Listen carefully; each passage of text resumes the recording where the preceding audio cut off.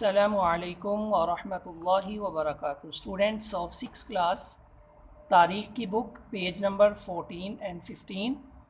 इससे पहले हमने आर्याओं का असल वतन, उनका माशरती निज़ाम और आर्याओं की आमद से मुकामी तहज़ीब पर असरात, ये हमने पढ़े। आज हम रीडिंग करेंगे मुआशी सरगर्मियाँ। आर्याओं के जो लोग थे वादी सिंध की तहज़ीब में आए, तो उनकी माशी सरगर्मियाँ क्या थी।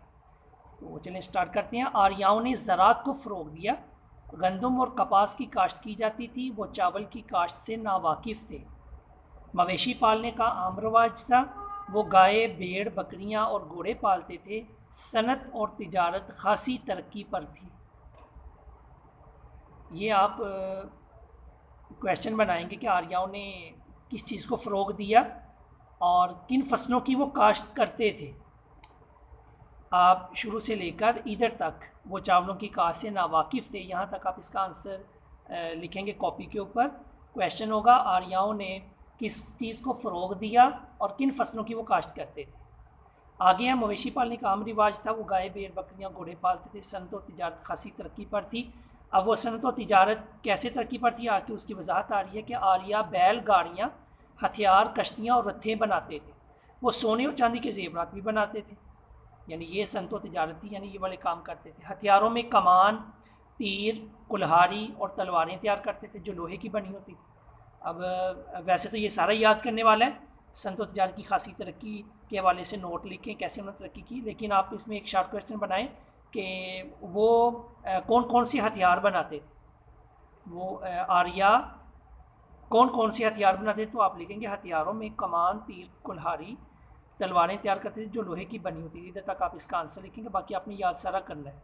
औरतें कपड़े और चटाइयाँ घरों में तैयार करती थी। चमड़े की रंगाई का काम भी किया जाता था। फालतू अशिया दूसरे इलाकों को बरामद की जाती थी।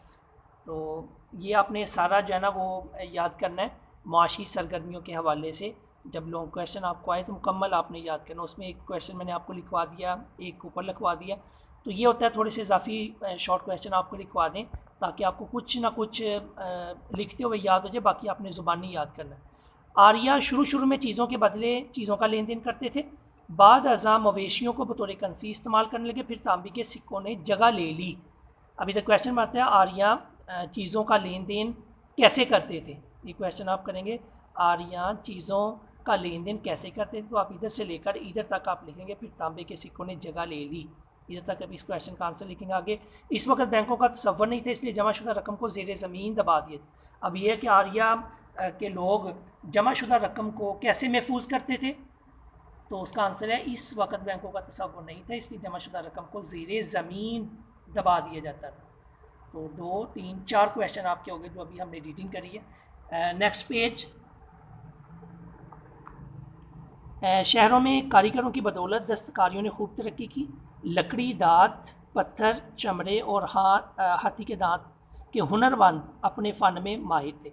वो सूती और ऊनी कपड़ा भी बुन लेते थे। वरासत में ज़मीन सिर्फ बेटों को मिलती थी। अब ये है कि शहरों में कारीगरों की बदौलत दस्तकारी ने कैसे तरक्की की। ये आप क्वेश्चन लिखेंगे कि कारीगरों की बदौलत दस्तकारियों ने कैसे तरक्की की, तो आप उसका आंसर शहरों में कारीगरों की बदौलत दस्तकारियों खूब तरक्की की। लकड़ी, दांत, पत्थर, चमड़े, हाथी दांत के हुनरमंद अपने फ़न में माहिर थे। वो सूती और ऊनी कपड़ा भी बुन लेते थे। इधर तक आप लिखेंगे। तो आगे पढ़ते हैं। मजहबी अकायद आर्याओं के। आर्या कुदरती माहौल में मौजूद मुख्तलिफ़ चीज़ों को पूजा करते थे, यानी कुदरती माहौल में जो कोई दरख्त हो गया, कोई जानवर हो गया, जो उनसा अच्छा लगा उसको पूजने लग पड़े। और ये तसव्वुर करना कि ये जो है ना ये हमारी हेल्प करते हैं या हमें ये रिज़्क देते हैं, ये नाउज़ुबिल्लाह इस तरह के अकायद थे। अपने इब्तदाई दौर में आर्यों का ख्याल था कि मुख्तलिफ़ देवियाँ और देवता उनकी ज़िंदगी के मामला तय करते हैं। इसी यकीन की वजह से वो देवी और देवताओं को खुश रखने के लिए नजराने पेश करते थे। यानी ये आप लिख सकते हैं कि आर्यों के इब्तदाई दौर में आर्यों के क्या नज़रियात थे। इब्तदाई दौर में आर्यों के मजहबी अकायद के हवाले से क्या ख्यालात थे, तो आप ये लिखेंगे।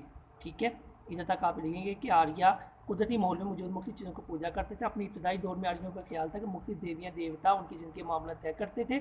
इस यकीन की वजह से वो देवी और देवताओं को खुश रखने के लिए नजराने पेश कर। अगर आपसे अलग क्वेश्चन आ जाए कि आर्यों के मजहबी अकायद पर नोट लिखे तो बेटा आप मुकम्मल लिखेंगे ये 4-5 लाइनें, लेकिन अगर उसमें से क्वेश्चन बन जाएँ जैसे मैं आपको बना के दे रहा हूँ इजाफी, तो आपने उनका आंसर देना होगा। वो जादू टोने पे यकीन रखते थे, मुर्दों को जला दिया करते थे, कुर्बानी देने का आम रिवाज था। मशहूर देवताओं के नाम सूर्या, अग्नि और इंद्र थे। ये बेटा आप ये क्वेश्चन आप नोट कर लें, कॉपी के ऊपर लिखना है कि आर्यों के मशहूर देवताओं के नाम क्या थे, कितने थे और उनके नाम क्या थे। 3 थे, उनके नाम ये हैं, ठीक है। आगे मजहबी किताब ऋग्वेद थी। अब ये आप क्वेश्चन लिखेंगे कि आर्यों के मजहबी किताब का नेम क्या था, ये था। इनके अकायद वक्त गुजरने के बाद के साथ साथ हिंदू मत की सूरत में सामने है, यानी इनके अकायद जो है ना वक्त गुजरने के साथ साथ हिंदू मत जो आजकल मौजूद है उसकी सूरत में ये सामने है, यानी अब आर्यों के जो अकायद थे वो हिंदू मत में पाए जाते हैं। तो ये बेटा आपसे अगर मुआशी सरगर्मियाँ पूछा जाए लॉन्ग क्वेश्चन तो मुकम्मल आप बयान करेंगे, मजहबी अकायद पूछा जाए तो ये।